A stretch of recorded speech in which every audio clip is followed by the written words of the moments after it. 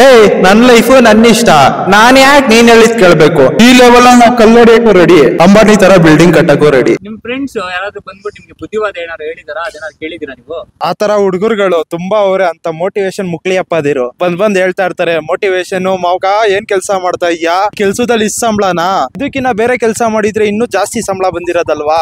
ಏಂತಿಕೆ love ಮಾಡ್ತಿದ್ರೆ ಏಂತಿಗ್ ಮಗ love ಮಾಡ್ತಿದ್ರೆ ಇದೆಲ್ಲ ಬೇಕಾ? ನೀನ್ ಕಷ್ಟ ಪಡೋದಲ್ದೆ ಲವ್ ಮಾಡಿ ಮದ್ವೆ ಆಗಿ ಆ ಕಷ್ಟ ಎಲ್ಲ ಯಾಕೆ ಪಡ್ತೀಯ ಅನ್ನೋರೆಲ್ಲ ಕೇಳೋರು ಅವ್ರೆ. ಇವಾಗ ಲವ್ ಮಾಡ್ತಿದ್ರೆ ಹುಡುಗರುಗಳು ಬಂದ್ ಕೇಳ್ತಾರೆ, ಮಗ ಹೆಂಗೋ ಡವ್ ಹೊಡಿತಾ ಇದ್ಯಾ, ಅವಳಿಗೆ ಎಷ್ಟು ಖರ್ಚು ಮಾಡ್ತಾ ಇದ್ಯಾ, ಹಂಗೆ ಹಿಂಗೆ ದುಡ್ಡು ವೇಸ್ಟ್ ಮಾಡ್ತಾ ಇದ್ಯಾ, ಅದು ಇದು ಅದೆಲ್ಲ ಬೇಡ ಬಿಡು ಬಿಟ್ಬಿಡು ಇದೆಲ್ಲ ಯಾಕೆ ಅಂತೆಲ್ಲ ಕೇಳ್ತಾರೆ. ಕೆಲ್ಸ ಮಾಡ್ತಿದ್ರು ಅಷ್ಟೇ, ಯಾಕೆ ಈ ಕೆಲ್ಸ ಮಾಡ್ತೀಯಾ, ಬೇರೆ ಕೆಲ್ಸ ಮಾಡ್ಬೋದಲ್ವಾ?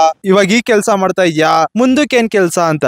ಲೈ ಯಾವ್ ಕೆಲ್ಸ ಮಾಡ್ತಿದೀವಿ ಅನ್ನೋದು ಮುಖ್ಯ ಅಲ್ಲ, ಕೆಲ್ಸ ಮಾಡ್ತಿದೀವಿ ಅನ್ನೋದು ಮುಖ್ಯ. ಅಯ್ಯೋ ಮುಂದಕ್ಕೆ ಅಂತ ಬಂದ್ರೆ ಇನ್ನೂ ಬಿಡು.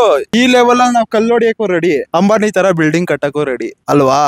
ನಾವು ಗಂಡಸ್ರು ಛಲ ಇಟ್ಕೊಂಡ್ರೆ ಏನ್ ಬೇಕಾದ್ರೂ ಆಗುತ್ತೆ, ಅಲ್ಲಿವರೆಗೂ ಕಾಯ್ಬೇಕು. ಮೋಟಿವೇಶನ್ ಮಾಡೋರು ಏನ್ ಹೇಳು, ಅವನ್ಗಿಂತ ನಾವು ಒಂದ್ ಸ್ಟೆಪ್ ಮುಂದೆ ಇರ್ತೀವಿ ಅಂತ ಅವ್ನ್ ಅನ್ನಿಸ್ತಾಗ್ಲೇ ನಮ್ನ ಡಿಸ್ಟ್ರಾಯ್ ಮಾಡ್ಬೇಕು ಅಂತಾನೆ ಅವ್ರು ಬರೋದು. ಅಂತವ್ರಿಂದ ಫಸ್ಟ್ ದೂರ ಇರಿ. ಅಂತವ್ರು ನಿಮ್ ಸಂಬಂಧಿಕರಲ್ಲೂ ಇರ್ತಾರೆ, ಫಸ್ಟ್ ಅದನ್ನ ಗುರ್ತಿಡಿ, ಓಕೆನಾ?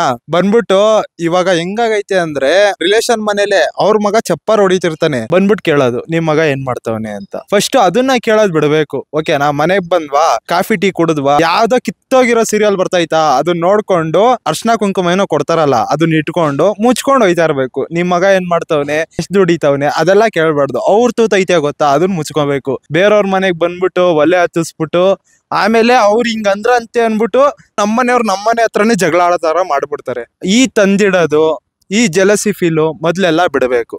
ನಮ್ ಫ್ರೆಂಡ್ಸ್ ಫೀಲ್ಡ್ ಅಲ್ಲೇ ಕೆಲವು ಚಪ್ಪರ್ ನನ್ ಮಕ್ಳೆಲ್ಲ ಅವ್ರುಗಳೇ ಚಪ್ಪರ್ ಎಲ್ಲಿತಿರ್ತಾರೆ, ಬಂದ್ಬಿಟ್ಟು ಬಿಟ್ಟಿ ಸಜೆಷನ್ ಕೊಡೋದು. ಮಗ ಸಿಗರೇಟ್ ಸೇದ್ಬೇಡ, ಮಗ ಎಣ್ಣೆ ಹೊಡಿಬೇಡ, ಮಚ ಅದು ಮಾಡ್ಬೇಡ, ಮಚ ಇದು ಮಾಡ್ಬೇಡ ಅಂತ. ಲೇ ನನ್ ಲೈಫ್ ನನ್ನ ಇಷ್ಟ, ನಾನ್ ಯಾಕೆ ನೀನ್ ಹೇಳಿದ್ ಕೇಳ್ಬೇಕು? ನಾನ್ ಹೆಂಗಿರ್ಬೇಕು ಹಂಗೆ ಇರ್ತೀನಿ.